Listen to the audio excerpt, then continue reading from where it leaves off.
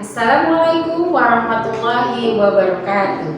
Perkenalkan, saya Rudiani SPDI, mengajar di SDIT Ikro 2 Kota Bengkulu, asal daerah dari Kota Bengkulu. Hari ini akan mengajar mata pelajaran IPAS pada kelas 4 fase B dengan elemen mengenal dan menghargai budaya, kemampuan berkomunikasi intrakultural dalam interaksi dengan sesama, refleksi, dan tanggung jawab dalam pengamalan kebinekaan dengan tema membangun masyarakat beradab. PGSD Expo 14, tunjukkan aksi, raih prestasi, gapai mimpi.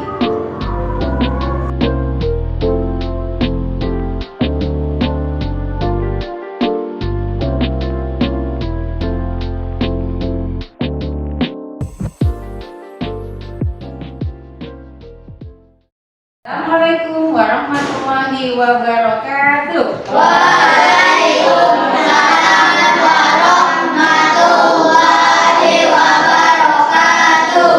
Apa kabar anak-anak hari ini? Baik. Alhamdulillah. Sabahul khair. Sabahul nur. Ahlan wa sahlan. Alhamdulillah. Kaifa halukum? Alhamdulillah berkhair. Alhamdulillah. Hari ini kita ketemu lagi di hari Senin, tanggal berapa? 22 Oktober tahun 2023. Ya. Baik, sebelum belajar seperti biasa kita mulai dengan berdoa. Siapa yang memimpin doa hari ini? Silakan Pak.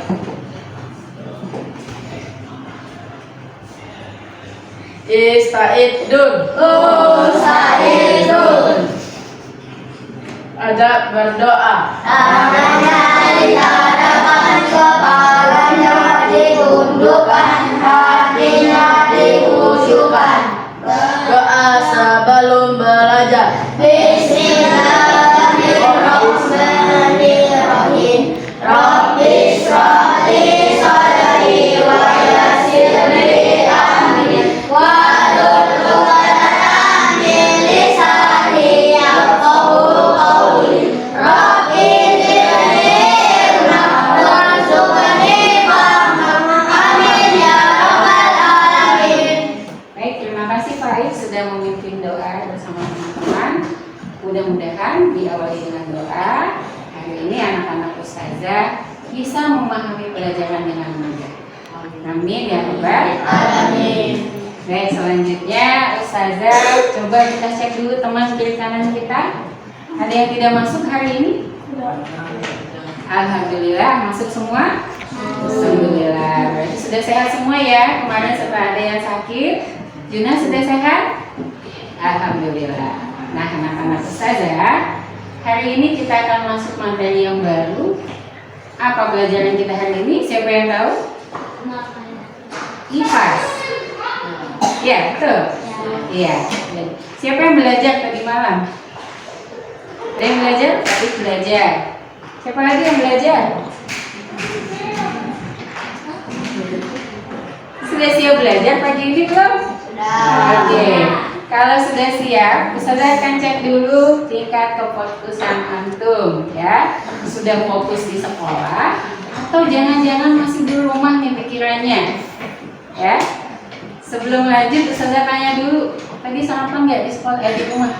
Nah, kalau sudah sarapan semua, itu belajarnya lebih semangat dan sudah siap ya. Sekarang kita tepuk fokus dulu ya. Untuk ngecek sudah fokus apa belum di sekolah. Jika ustazah bilang tepuk satu, tepuknya satu. Jika tidak ada kata-kata tepuknya, jangan ditepuk. Oke, siap? Tepuk satu, tepuk dua, satu. Nah, masih ada yang belum fokus. Kita ulang sampai semua fokus. Siap? Oke, tepuk satu, tepuk dua, tiga. Wah, masih ada tinggal satu. Kita coba sekali sampai punya semua ya. Siap? Oke. Tepuk satu, tepuk dua, tiga. Alhamdulillah. Sudah fokus semua, berarti antum sudah siap belajar. Nah, sudah siap? materi yang baru, Ustazah mau tanya dulu nih. Siapa yang masih ingat minggu lalu kita belajar tentang apa? Ya. Kehidupan bermasyarakat. Iya, betul sekali. Kehidupan bermasyarakat. Nah, hari ini kita akan melanjutkan materinya. Bagaimana sih supaya kehidupan bermasyarakat itu teratur, harmonis, dan rukun? Kira-kira ada yang menjawab tidak? Kenapa sih kehidupan kita bisa damai, bisa rukun, bisa harmonis? Siapa yang mau jawab? Ya, silakan. Karena ada aturan. Karena ada aturan, betul. Baik anak-anak, hari ini kita akan mempelajari materi membangun masyarakat beradab.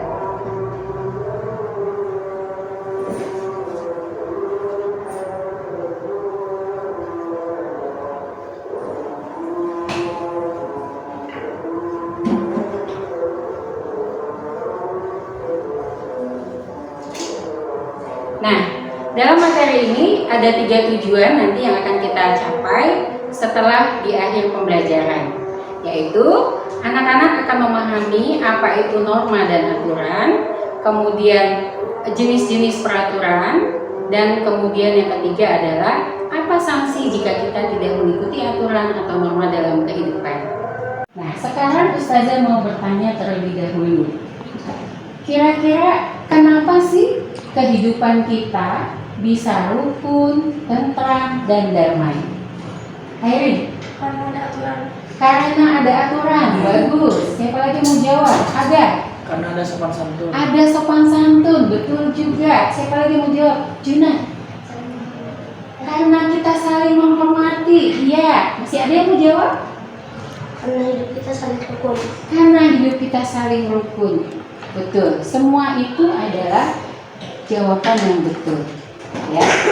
Coba sekarang bayangkan di rumah kita masing-masing.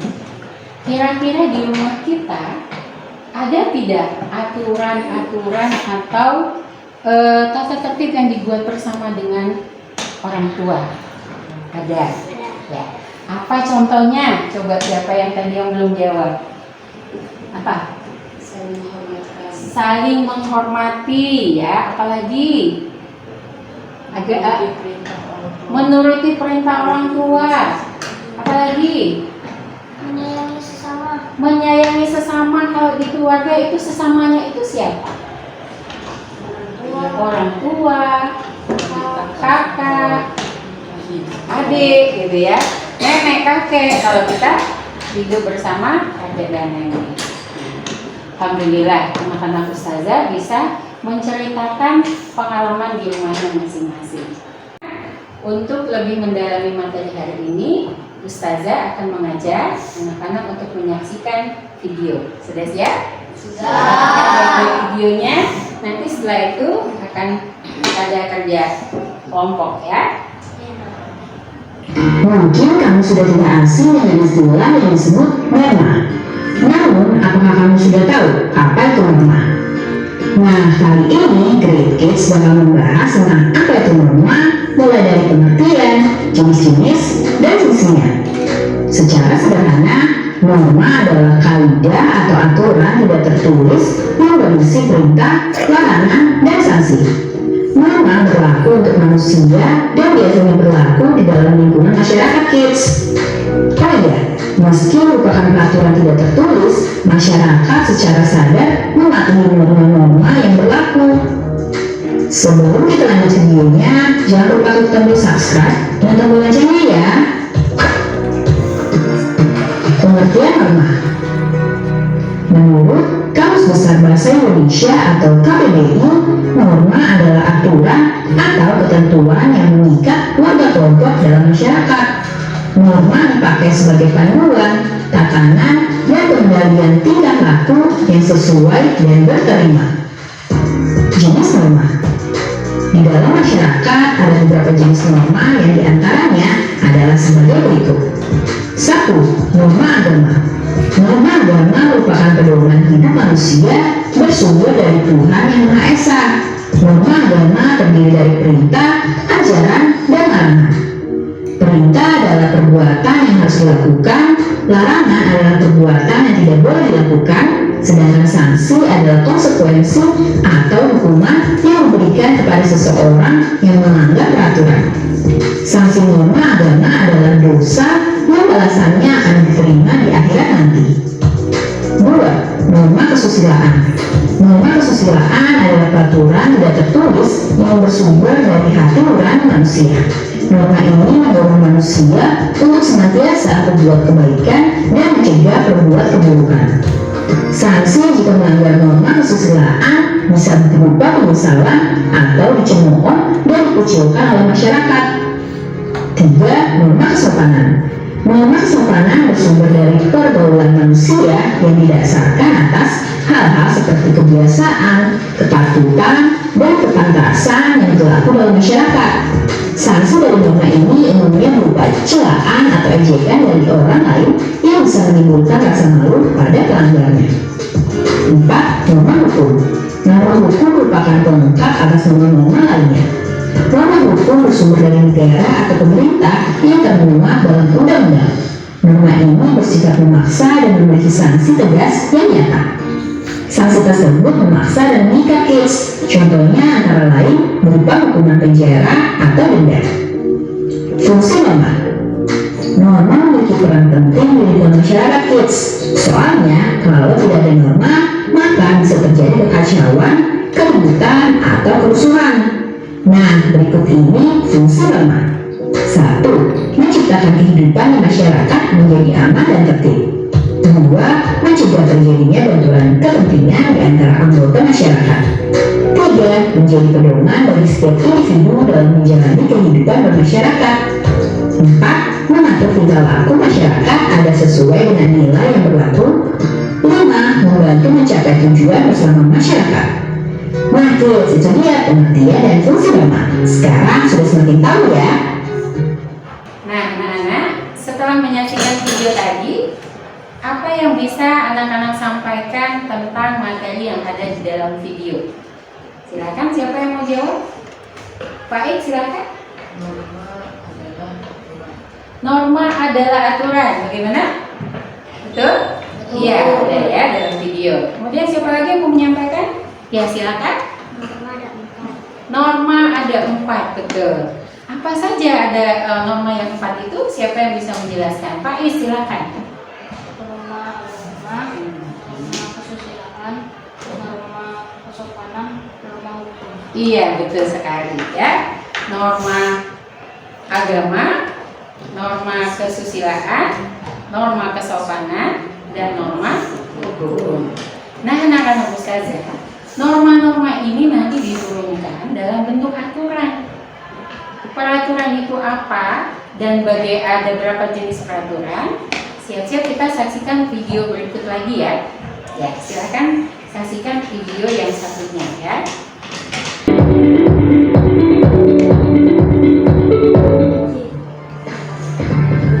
Halo adik-adikku yang saya muliakan, ketemu lagi dengan Kak Fajar di sini.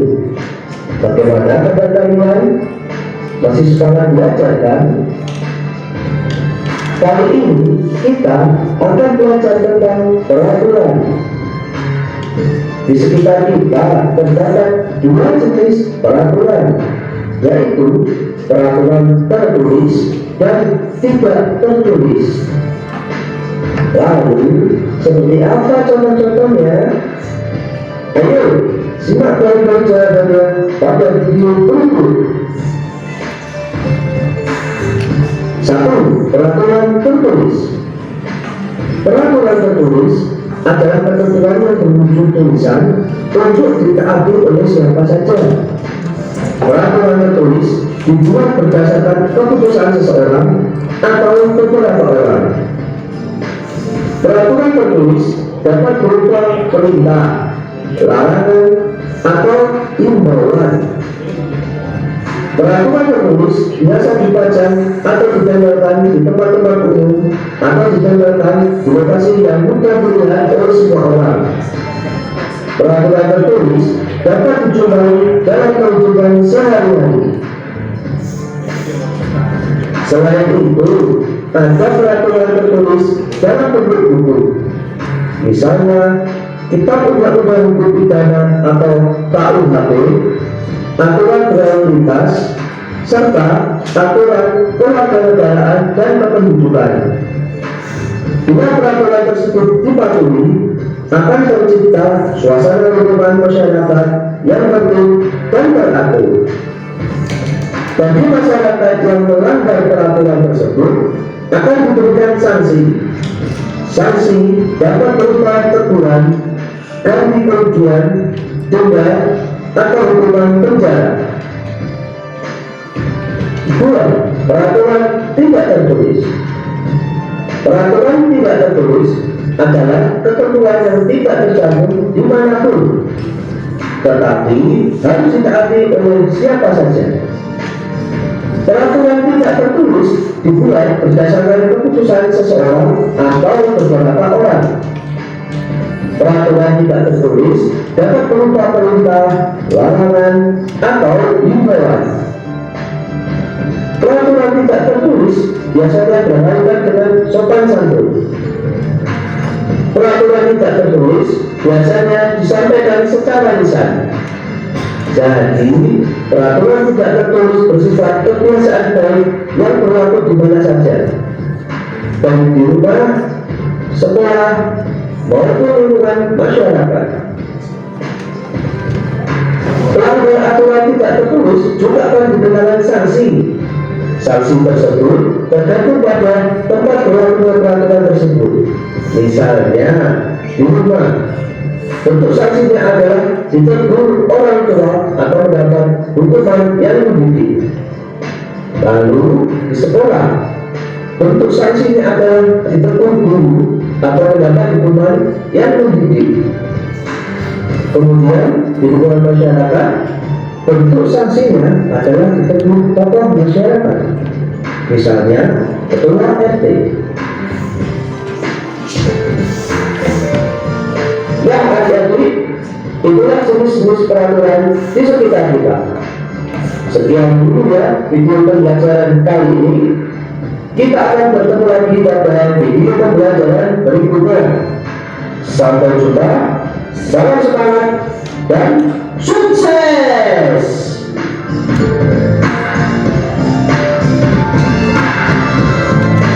Nah, anak-anak, setelah menyaksikan video kedua, apa yang bisa anak-anak sampaikan tentang materi di video kedua? Siapa yang mau berbicara? Aga, silakan. Peraturan terbagi menjadi dua. Terbagi menjadi dua peraturan. Apa yang terbagi menjadi dua itu peraturannya? Silakan. Peraturan tertulis dan tidak tertulis. Iya, bagus. Peraturan tertulis dan peraturan yang tidak tertulis. Ada yang bisa menyebutkan contoh peraturan tertulis? Di sekolah kita ada tidak peraturan? Iya. Contoh seperti misalnya kesepakatan kelas. Apakah itu peraturan tertulis? Iya, peraturan tertulis. Kalau peraturan yang tidak tertulis, contohnya apa? Di masyarakat atau di rumah kita mungkin ada apa misalnya yang tidak tertulis, tapi itu dilakukan oleh kita di rumah kita. Apa contohnya? Menghormati orang tua. Menghormati orang tua. Bentuk penghormatan kita kepada orang tua konkretnya seperti apa? Misal kalau kita mau berangkat ke sekolah saja, apa yang kita lakukan?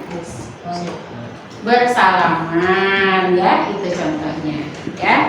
Baik anak-anak, alhamdulillah hari ini anak-anak sudah menyaksikan dua video dan materi hari ini akan kita dalami lagi melalui kerja kelompok, ya. Tapi sebelum kerja kelompok masih semangat belajarnya? Makanya kita tepuk semangat dulu ya. Ya, tepuk semangat.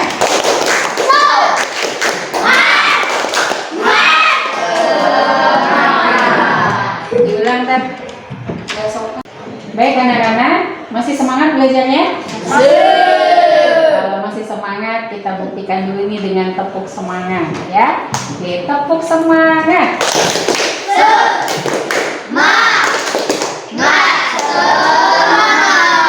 Oke, jika masih pembagian kelompoknya menggunakan 4 kata kunci, ya.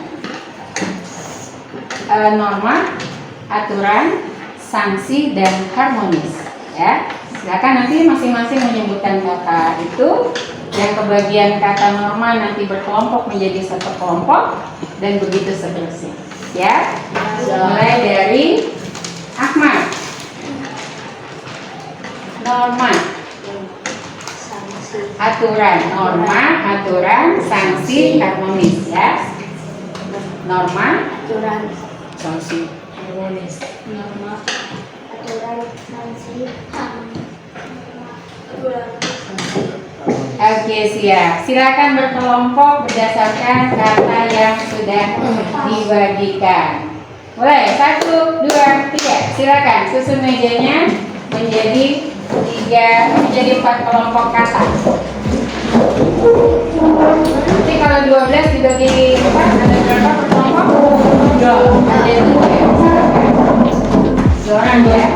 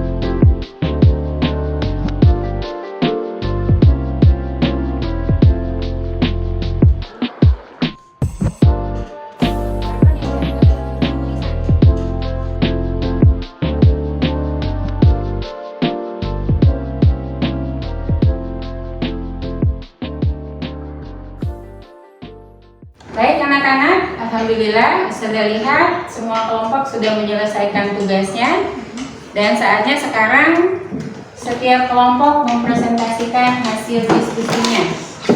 Mulai dari kelompok norma, silakan kelompok norma maju dan mempresentasikan hasil diskusinya.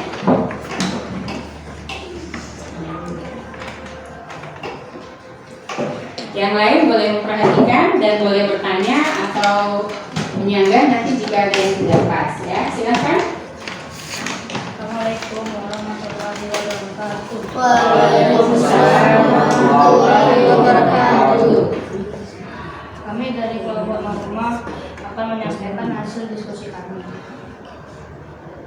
Pengertian norma adalah aturan yang mengangkat warga kelompok masyarakat. Macam-macam norma, norma agama, norma kesusilaan, norma kesopanan, norma hukum, macam-macam norma tertulis. Peraturan tertulis adalah peraturan yang dibuat dalam bentuk tulisan, berisi perintah, larangan, atau anjuran. Contoh peraturan di sekolah, peraturan lalu lintas, peraturan hukum negara. Peraturan yang tidak tertulis adalah peraturan yang tidak dibuat dalam bentuk tulisan, tetapi disepakati dan dilakukan dalam kehidupan. Contohnya, norma kesopanan di rumah dan di sekolah. Kurangnya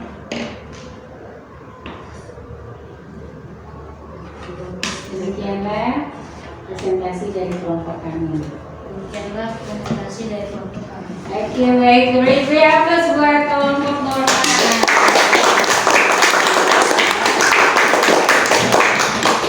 Baik, alhamdulillah hari ini sudah senang sekali. Anak-anak sudah bisa mempresentasikan hasil diskusinya, ya. Nah, anak-anak, kalau tadi kita sudah mengerjakan tugas kelompok, sekarang Ustazah akan membagikan tugas individual, ya. Silahkan dikerjakan tugas individual ini secara sendiri-sendiri di tempat duduknya. Bagaimana Pembelajarannya hari ini senang? Apakah semua sudah paham materinya? Ada kendala tadi dalam mempelajari materi ini? Tidak ya, alhamdulillah. Baik. Ada yang bisa menyimpulkan apa pelajaran kita hari ini? Silakan maju ke depan. Baik, mungkin? Ya, silakan. Kesimpulannya tadi kita itu belajar tentang pengertian rumah, macam-macam rumah, apa itu aturan tertulis dan apa itu aturan tak tertulis. Ya. Kemudian terima kasih Faik sudah menyampaikan refleksinya. Baik anak-anak Ustazah mau menanyakan nih. Setelah mempelajari materi ini, apa yang akan antum lakukan dalam kehidupan sehari-hari? Siapa yang menjawab? Pak Is, silakan. Ya, menaati sunatan Rasulullah. Iya, bagus ya. Berusaha menaati aturan-aturan dalam kehidupan. Satu pertanyaan terakhir. Siapa yang bisa menghubungkan materi kita hari ini dengan pelajaran yang lain? Ya, Airin, silakan. Dalam pelajaran PAI, Asmaul Husna Amin, Allah Maha mengetahui perbuatan yang kita lakukan. Masya Allah, luar biasa ya. Jadi ingat, Allah Al-Alim, Allah Maha mengetahui. Jadi sesungguhnya dimanapun kita berada, kapanpun kita harus berbuat baik atau mengikuti aturan-aturan dalam kehidupan. Karena jika tidak, Allah Maha mengetahui semua perbuatan kita. Baik, alhamdulillah hari ini pelajaran kita sudah selesai. Semoga banyak manfaatnya. Ustazah mengucapkan terima kasih kepada anak-anak Ustazah hari ini yang sudah fokus dalam belajar, dan Ustazah doakan mudah-mudahan aturan-aturan ini bisa kita ikuti bersama supaya bisa membentuk masyarakat yang beradab. Ya, Ustazah mohon maaf jika ada salah. Ustazah akhiri. Assalamualaikum warahmatullahi wabarakatuh. Waalaikumsalam warahmatullahi wabarakatuh. Baik, silakan. Ada yang mau pimpin doa sebelum pulang? Ya, silakan Pak Ibu. Bisa itu. Ada berdoa.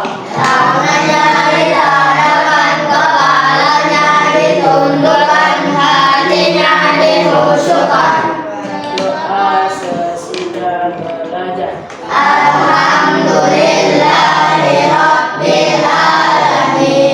Doa penutup majelis.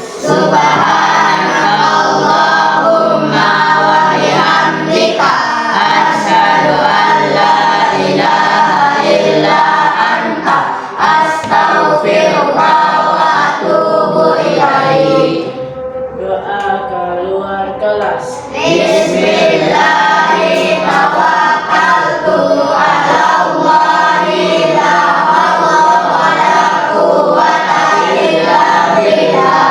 Doa naik kendaraan.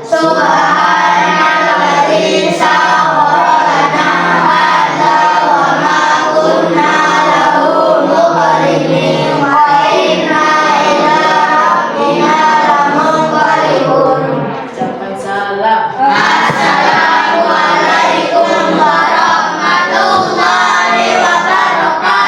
Waalaikumsalam warahmatullahi wabarakatuh.